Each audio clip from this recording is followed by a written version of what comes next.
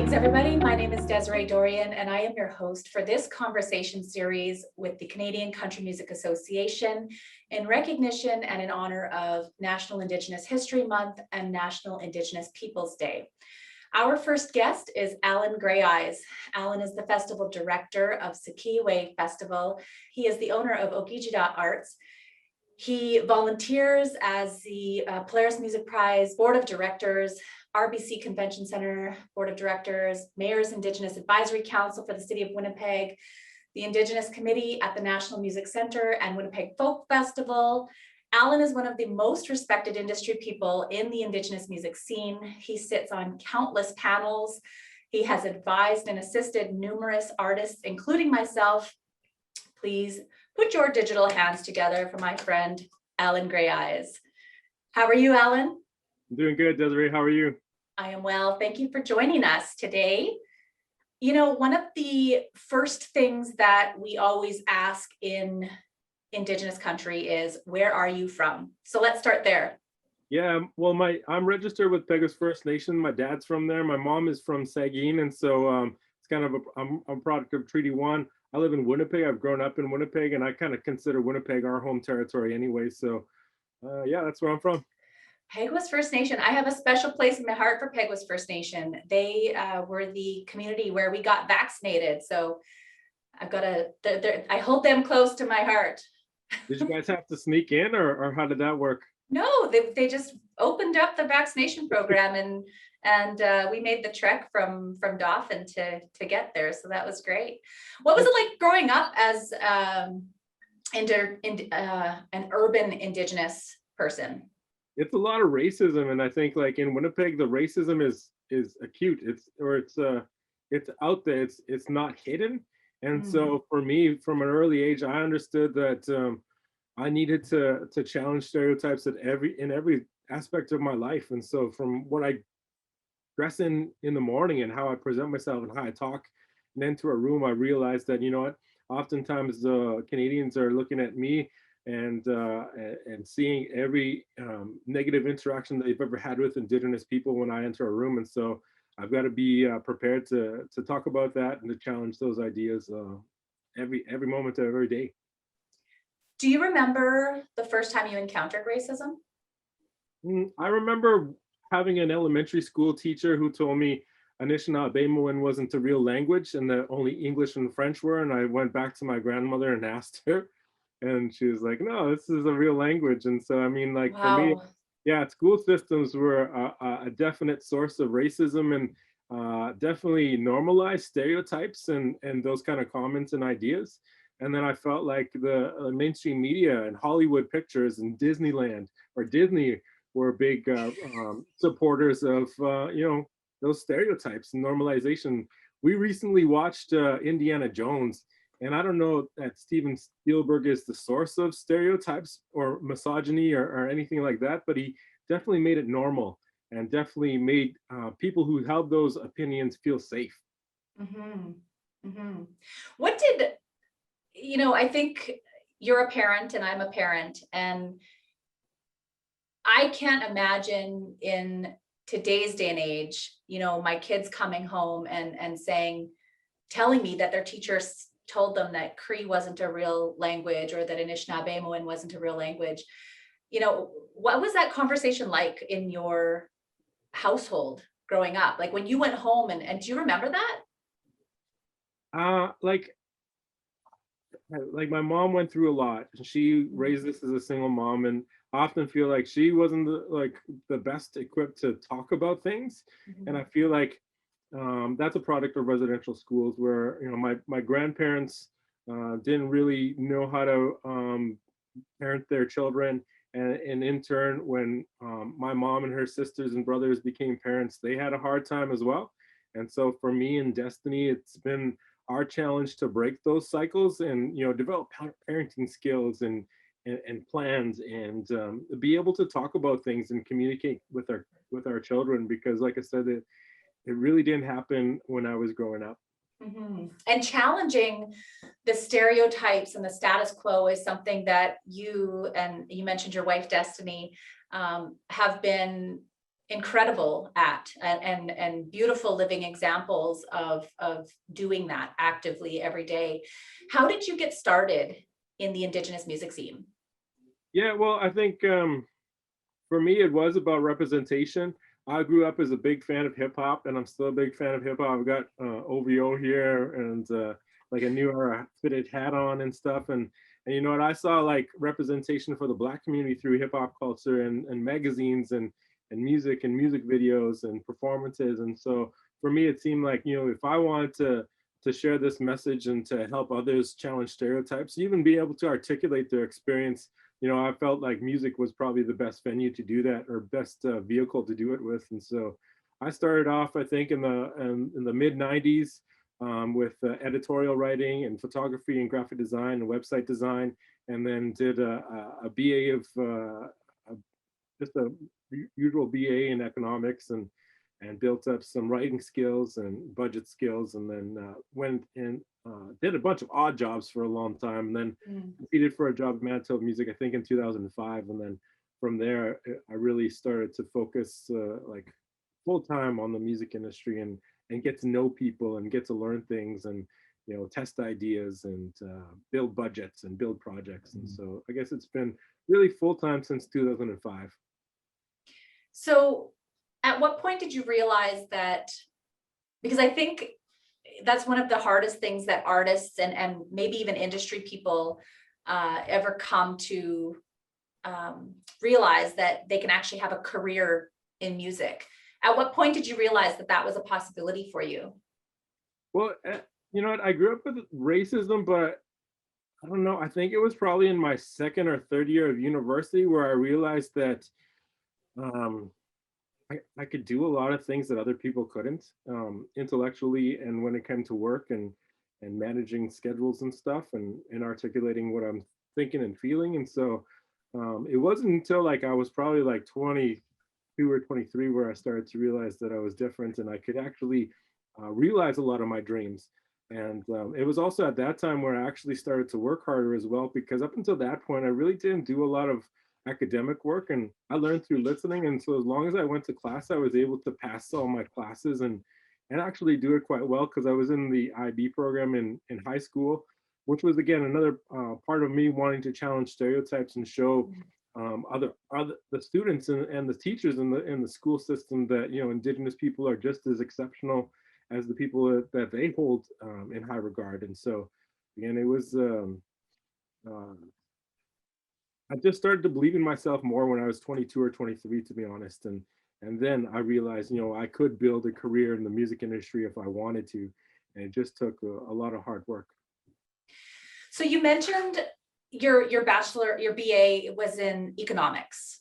Yeah. And I mean, I've always thought of you as someone who is an intellectual and who is happy to be behind the scenes and, you know, making moves and stuff for people behind the scenes. But I'm wondering, where does your passion for music come from? Because, you know, you could have gone into really any kind of business and have been successful, but why did you choose music? And what is it about music that you're so passionate about? I love music because it moves really fast and it's always changing. And so like even since 2005, we've seen a couple of different shifts within the industry, and there's even more coming now. And so it's just exciting, and it's the playground where we get to test ourselves and really see if we're meant to, you know, keep this high pace. And I always feel like, you know, I definitely could have made more money if I worked in the film industry. But yeah, I don't think film moves as fast, and there's a lot of waiting around. And at least in music, we get to test ideas on a regular basis and also see the results of those ideas pretty quickly. And so again, for me, it was about the speed of business, and also the competition within the industry is still quite fierce. And so I really appreciate that. So is there, you know, aside from the business aspect of it, is there something that intrigues you about working specifically with artists? Like what is it that draws you to want to work with artists? Because you do that in the context of your artist management company. Yeah, well, I feel like every stage gives us an opportunity to show Canadians, to challenge stereotypes and show Canadians that Indigenous people are just as unique and just as special as their loved ones. And so I think like that message gets amplified when the music is exceptional. And for me, it's the music matters the most, and then the work ethic comes after that. And so for when I'm thinking of like working with an artist, it's a lot of just a longer courting period where we're kind of like getting to see if we work well together, if you know if we're gonna like replying to emails and text messages and the volume of work that comes with it. And then afterwards, yeah, it's when things become more formal and start commissioning on on performance fees and royalties and stuff like that. And so again, it's a longer process getting to know each other, and that's just my approach. I know other people have a different approach, and but like I said, the music matters the most. So if an artist wants to work with Alan Greyeyes, what kinds of things, like you mentioned, replying to emails, you know, work, the business ethic, the work ethic, what other kinds of things can, you know, do you look for specifically when you're courting an artist? I think it's also a big part of it nowadays is the aesthetic. And so if they have their own visual aesthetic along with the great music, then that makes the job so much easier. And I learned like back in like when I first started managing, I think it was probably about 2015, 2016. I learned that I can't want it more than the artist. If the artist doesn't want it more than I do, then I'm gonna be the one like pulling them along all the way, and it just doesn't feel good. And it's yeah, I think Exhausting? yeah, it's exhausting Yeah. having to lift people up and carry people. So I want to move really fast. I want to be at a running pace all the time. And so and I think that's really important for the artist to want to be at that level as well and that pace. When you come on board with an artist, is the expectation then that that artist is going to have to work harder because of, am I getting that right?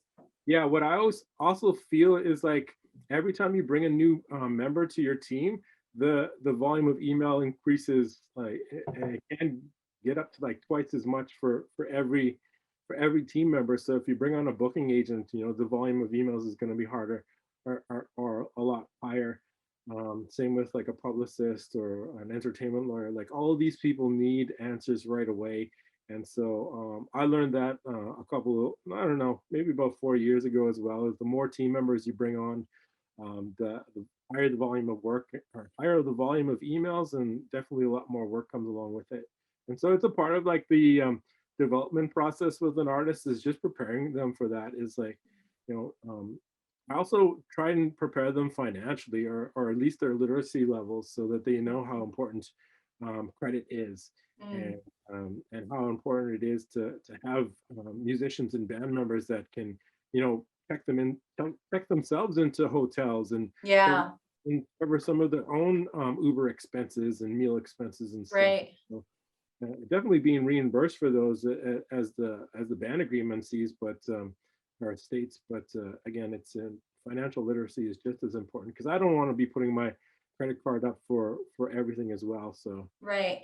I yeah. remember the first time I went to the US, I was 18 years old.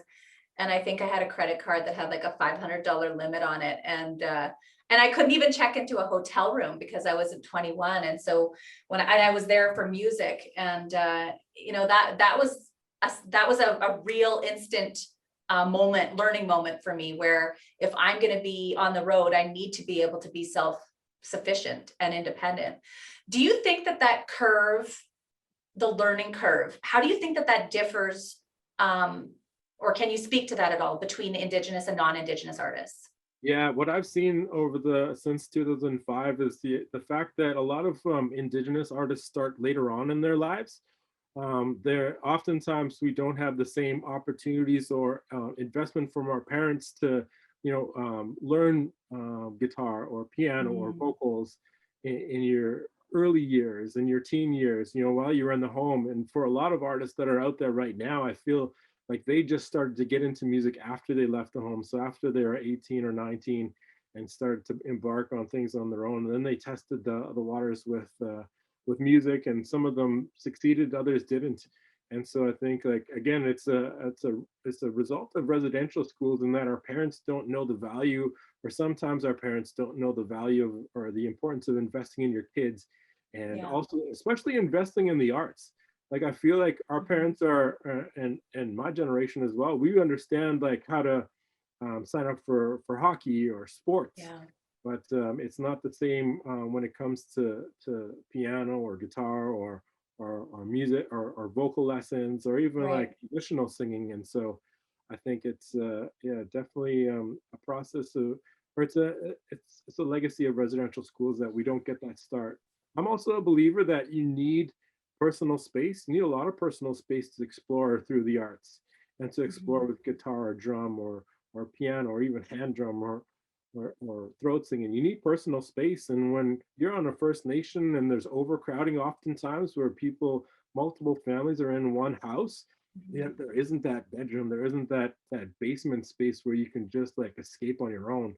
And so I think that's another part of the challenge for Indigenous folks across the country is overcrowding on First Nation. Yeah, that's a really good point, because I was raised in a rural setting. I didn't grow up in an urban setting like you did, but when I was writing songs, like I had my own little room to go off into and to be by myself. And you and I, our kids are about the same age, and I know you've got your kids, and we'll talk about them a little bit more in a bit.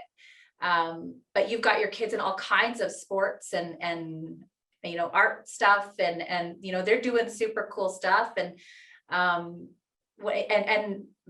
the same way. I mean, we've got our kids involved in all kinds of extracurricular activities. And my mom had no idea what to do with me when I was a kid. And in terms of extracurricular and whether or not to, where to put me into guitar lessons and all of that kind of stuff. Did you you've talked about this a little bit in terms of the barriers.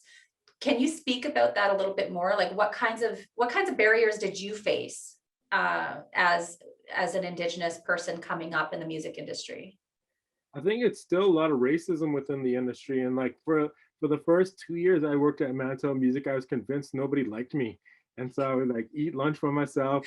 And I did get the chance to go to like conferences and stuff, but like they wouldn't invite me to dinners and they wouldn't like invite me to receptions. It was kind of like, yeah, Alan's here, but he's just on his own.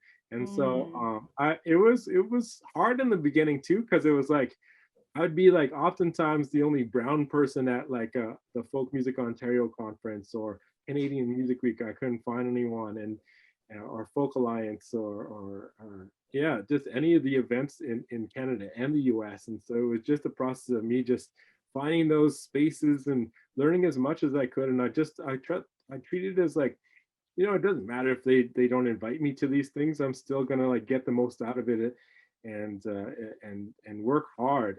And I was determined to build a career in the music industry, and that's what it took at the time. And now you can't keep up to all the invitations that you're getting.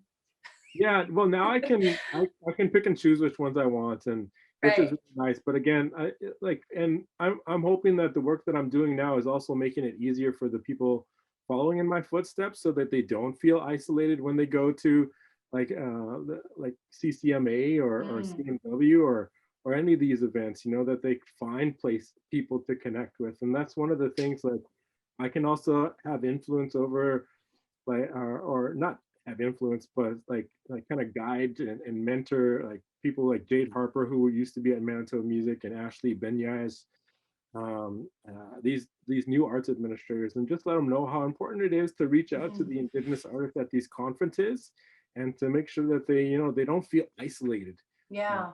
Because why do you think it's so hard to, like you talked about being the only brown person at FMO or some of the events that you've attended? Why is that a barrier? What makes that hard? I think it's the financial literacy part again. Like our parents didn't tell us how to manage credit. They didn't tell us the importance of saving money.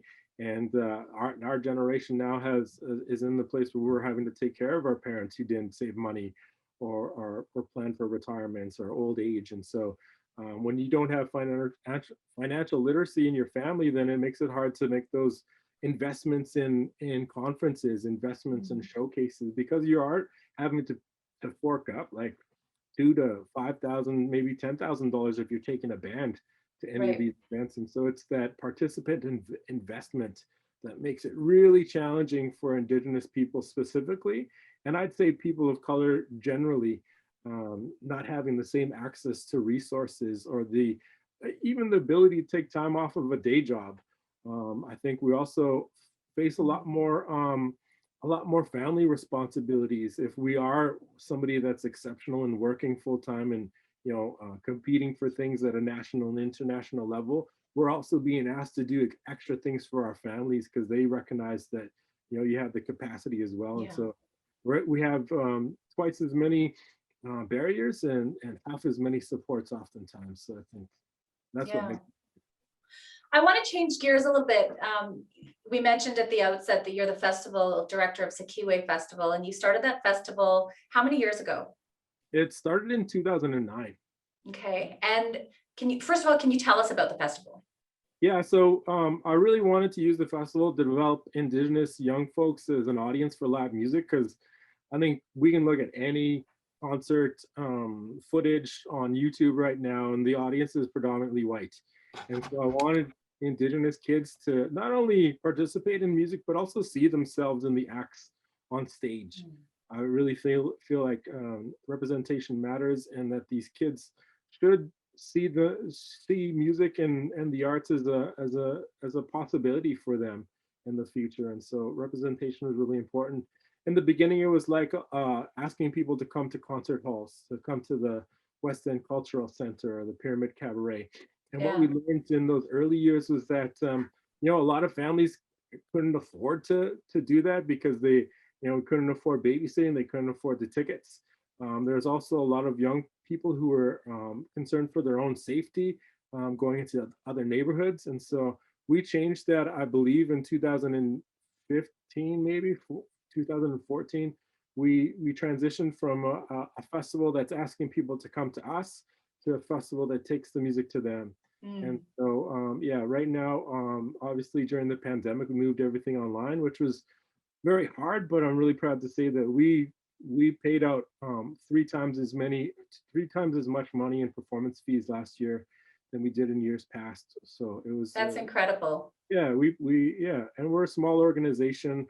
Definitely a lot of systemic barriers for an Indigenous organization as well. But can you speak to that a little bit? Sure. What do you mean? Well, one of the biggest barriers is we started out in 2000.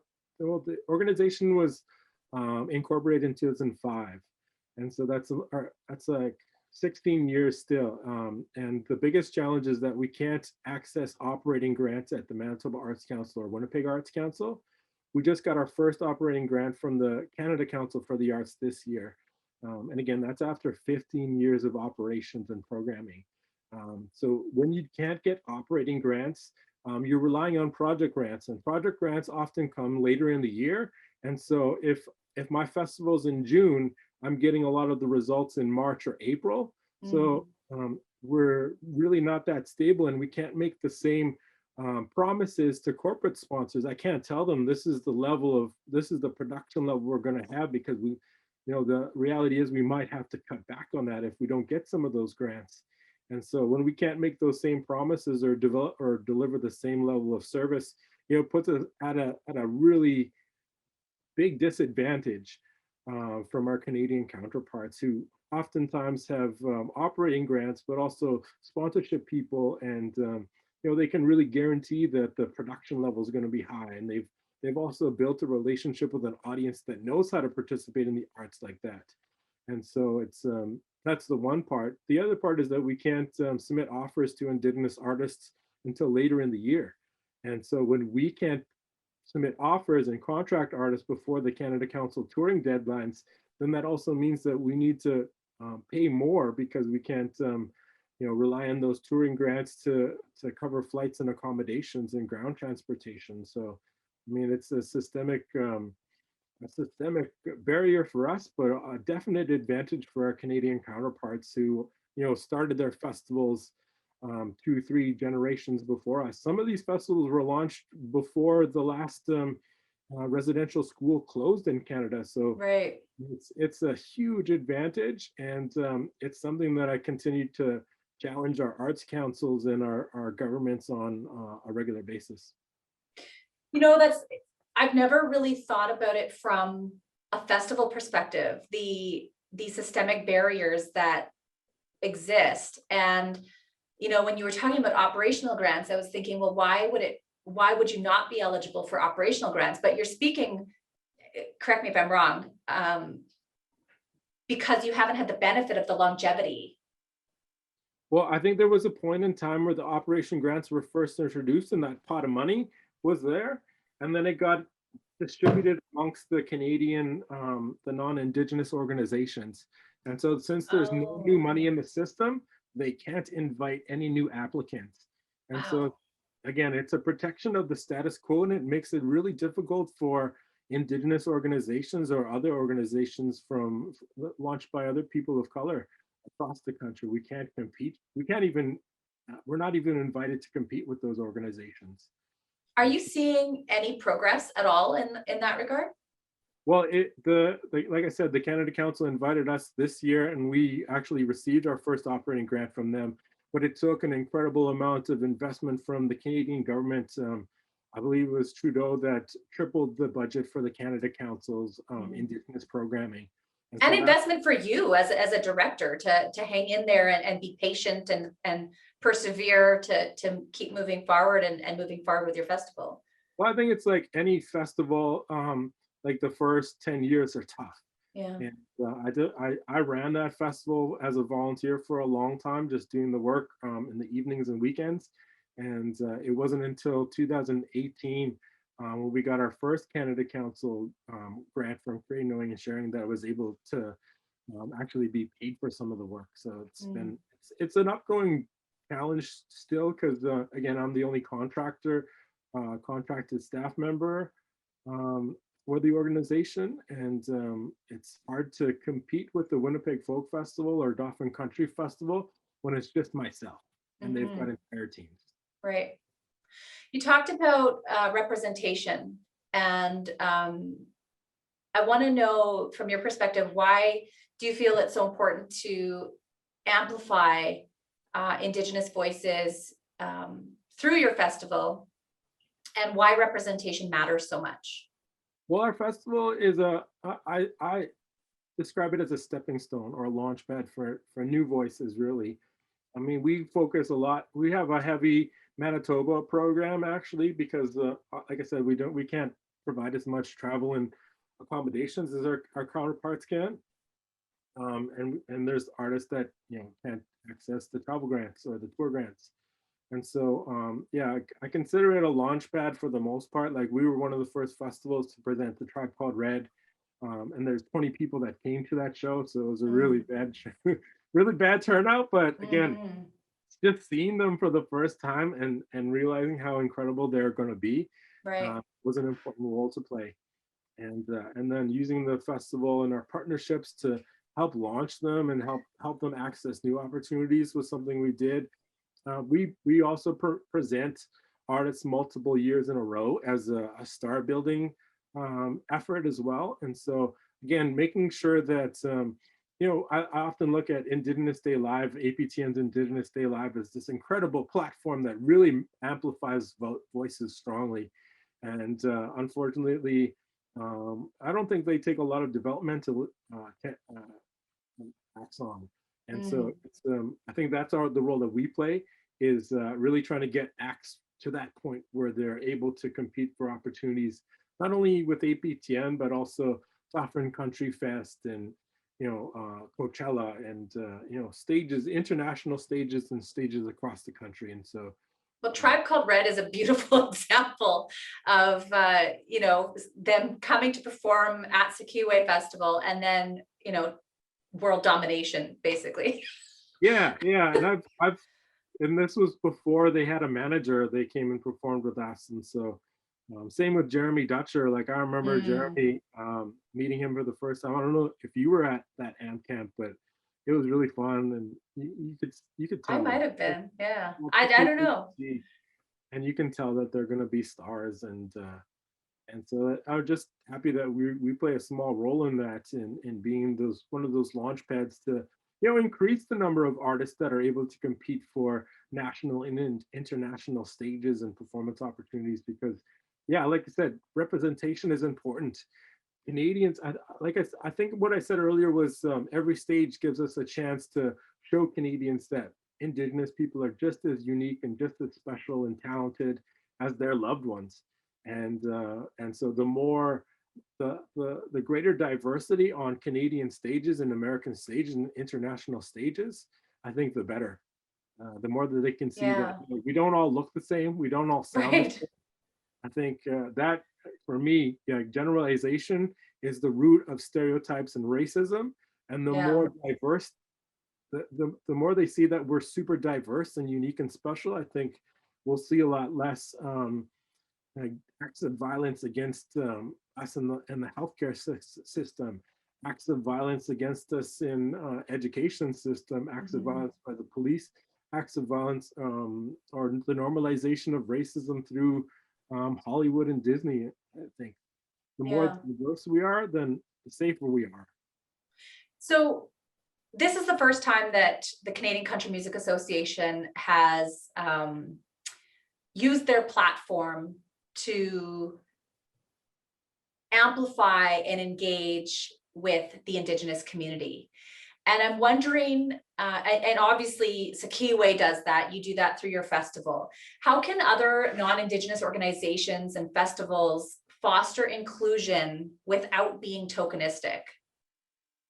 Yeah, I think the first step is the land acknowledgements.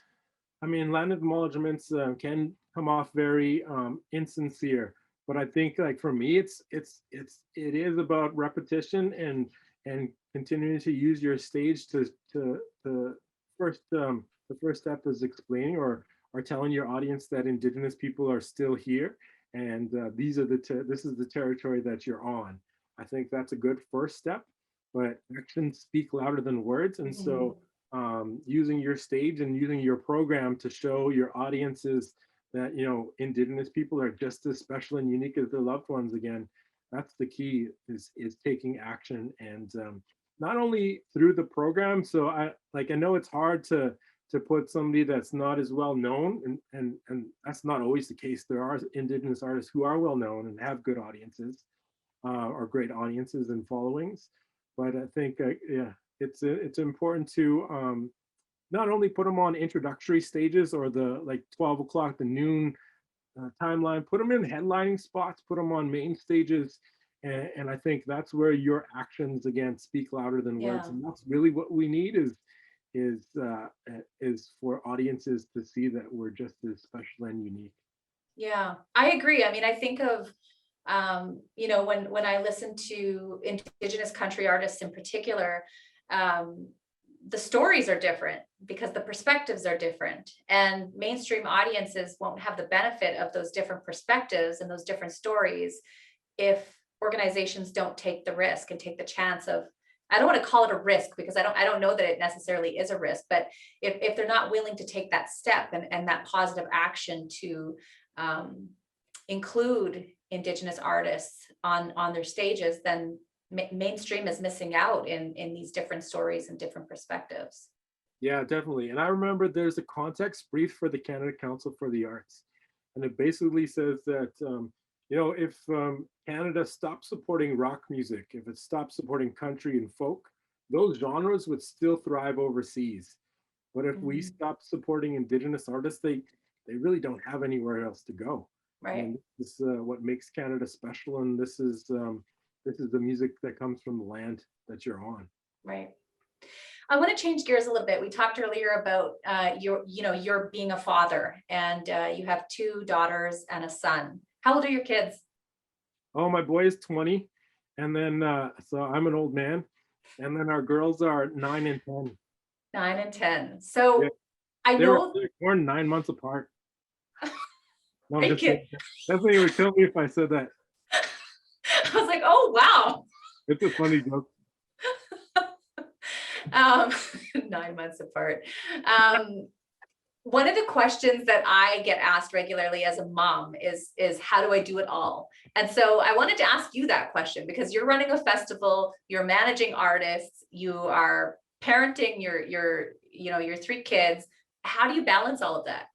Well, in the pandemic is a lot different. And Destiny and I, at the beginning of the pandemic, we made a decision that we're not going to keep up with what society expects of us. we are going to make memories. And so that was a good first step and way to approach the pandemic over the last 14 months, was because our kids are at home at the moment with homeschooling. And so Yeah. we'll have them doing schoolwork in the mornings, and then we move on to other things like art or keyboard or soccer touches. And then having a 20-year-old son at home is also very helpful. And during the winters, like I paid him like to take our daughters out sledding or skating, or they would just go out for a walk, just be outside for an hour a day. And now that it's not as cold, he's training them. And so he grew up with like a trainer for hockey. And so the girls play soccer. And so he does like strength and conditioning and speed and agility training with them every day. And it's, yeah, That's pretty sweet too, because your daughters are probably going to look back on that, and they probably look up to their big brother already, but being able to spend that time with your son and with their big brother is probably going to be something that they'll look back really fondly on.